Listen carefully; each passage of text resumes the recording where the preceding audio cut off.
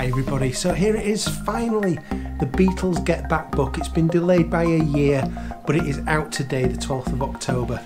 This is the first in the set of releases that we're going to be getting this week, as Let It Be finally gets its deluxe release on Friday the 15th. I'm going to be getting the 5 CD deluxe box and the 5 LP vinyl set. I'll be unboxing both of these on this channel.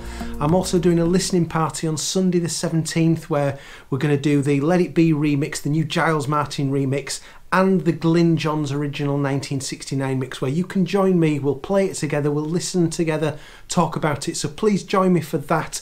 Subscribe to my channel if you haven't done already, and you hopefully should get notified of that. But anyway, I'm going to open this up right now. It's still got all the seal on it, and I'm going to show you what you get with this. Before I open it, I'm really pleased to see something that had been kind of bothering me a little bit, is that the recent images showing that were different to how the book had originally been advertised, showing a much, well, just showing a photograph from the Twickenham sessions that you'll see there. But what I can see already before opening is that this is an insert over the top that comes off. So they haven't redesigned the front cover of the book as I thought they might have done. They've just actually put something on that, presumably this is to make it look a bit more to the casual fan, so that the casual fan in the mind can tie it in with the Let It Be album cover. So let's get this opened up and let's have a look inside.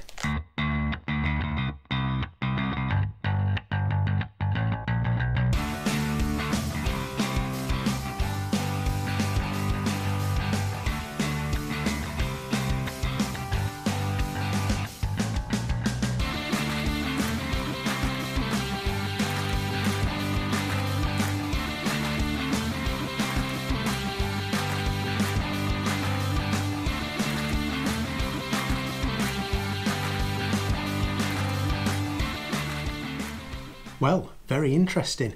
So as you can probably see, I've just taken a moment to have a look through the book just to get an initial idea of what's there, and I'm going to show you some key points in a moment. I'm also going to show you how it sits alongside various other books that we've had recently, just in case you need to know for sort of shelf space, width, depth, that kind of thing. I will show you that towards the back end. So, what can I tell you? First of all, when I took the shrink wrap off, there is this scan this code for bonus features. So once I've finished in here, I'm going to go to my computer and I'm going to give you a rough idea of what those bonus features are. So again, stick with me towards the end for that. I can't do that at the moment because I don't have a computer in here. So this, as I suspected, is a kind of a, well, it's not a full ribbon that slips off. It actually opens up right like this, and those sort of flaps go into the side of the book. So let me show you what is on here. So we've got, there's the front, that's the album cover as you know it. There's the back. Okay, so there's some quotes on there from Peter Jackson and anybody else. Just a bit of information about the book there, so if you want to pause that and have a look. And then on these flaps that go into the book, you will see again a bit more information there. And there again from Peter Jackson. So that's nice, you can leave that on or remove that as you wish. There was also one other thing, no, two other things inside the book. One of them was, this is a nice touch, a bookmark from the publishers of the book, Callaway, so that's nice. Why don't you get that in more books? And there was also a little card, which we'll see as we go through, no doubt. Oh, here it is. There is this, just publicising the Let It Be releases and this book itself. So that's inside, so that's good. So the book itself, well, one question that I was asked quite often in advance of this was, is it the same as the book that was in the 1970 original deluxe box? And I think there's a lot of similarities, but this, I think, I've never actually seen that book, but from what I've seen of it online, I think this goes into more depth. So first of all, we have got, I'm not going to show you every page, but I'm just going to give you a flavour of what's in here. So you've got the credits at the front. There is then, well, there you can see the contents there. So you can see the kind of things that are going to be talked about in this book. So we've got the foreword from Peter Jackson. And then it goes into a section from Hanif Qureshi. I hope I've pronounced that correctly. I don't know this person, but I'm assuming that this is who they've hired to write the sort of main text of the book. In the past it would have been Mark Lewison a long time ago. Kevin Howlett's done a lot of Beatles releases, so I think if you're familiar with those passages of text, that's the kind of thing that you're going to get here from Hanif. And that goes on for quite a while, which is good. And then we've got a section that shows the main people involved in the book. So obviously John, Paul, George and Ringo, and then various other key people who were around the sessions at the time: Yoko, Linda, Michael Lindsay Hogg, Neil Aspinall, etc. So various key people there. Billy Preston, of course.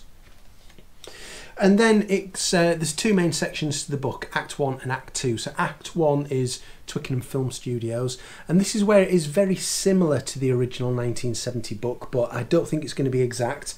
It's like a diary style, which I'm really pleased about, and they can do that, of course, because of how well documented this was, because it was filmed in the first place. It'd be fantastic if we could have had this for every Beatles album, but this is probably the only one where it's possible. We've got photographs and a diary, so you've got transcripts of what was being said. It's not the whole transcript of the whole month, but there's a lot of transcript here.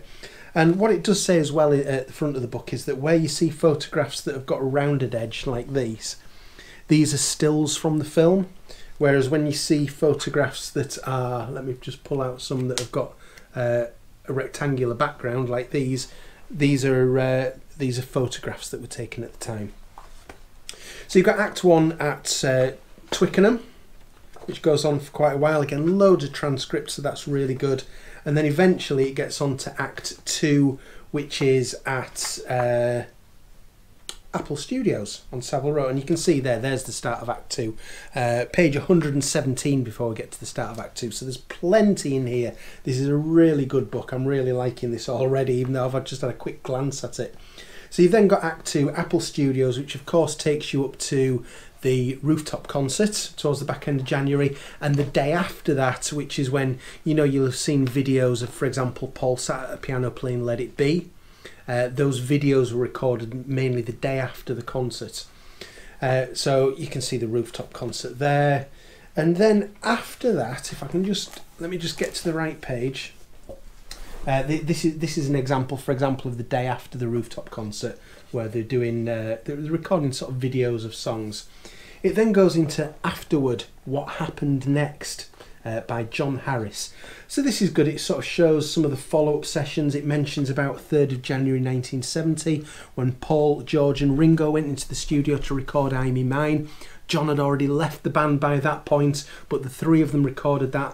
What I expected to see in here was that photograph that was released last year for Paul McCartney's birthday, when the George Harrison camp issued a photograph of Paul and George in the studio recording that, but that's not in here. Maybe it'll be in one of the box sets that we're going to get later on in the week. But we've got some photographs from these, I think this was February 1969 session, where they still thought that there might have been follow-ons to the Let It Be sessions, but it soon became clear that they were actually something else.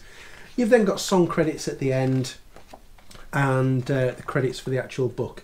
So this is a really nice book, and I like how it ends with I'd like to thank you on behalf of the group and ourselves, and I hope we pass the audition. So that's a nice ending. Really nice book. Like I said, I'm going to show you in a moment how it sits alongside other books of the era, if you need to know that for your shelves. I'm also going to show you something about that bonus feature, what happens when you click on that QR code. But let's just go up here and have a look at how this sits in the bookshelf. So you'll see I've got here the two recent John Lennon books, Imagine and Plastic Ono Band. There's also the White Album CD Deluxe box set from 2018 there. So you can see in terms of height, it's just slightly shorter than those. And then in terms of depth, let's just have a look at that. You'll see it's just sticks out slightly more than the John Lennon sets, and about the same as the White Album set. So it does sit nice along with the other recent books of the era. So okay, I'll go and have a look at that bonus content in a moment. Just a reminder, I will be doing deluxe box set openings vinyl openings, listening parties, so please stick with me for that. Let's go and have a look at that bonus content now. So this is very simple. It doesn't take you to anything secret or anything you shouldn't see. It takes you to getback.thebeatles.com. So if you want to go to that address, and you can see exactly what it's talking about here, but it's got some good detail about this particular book. Okay, so thank you very much for joining me. I want to hear your comments as always down below, and I hope to see you again very soon. Cheers, bye bye.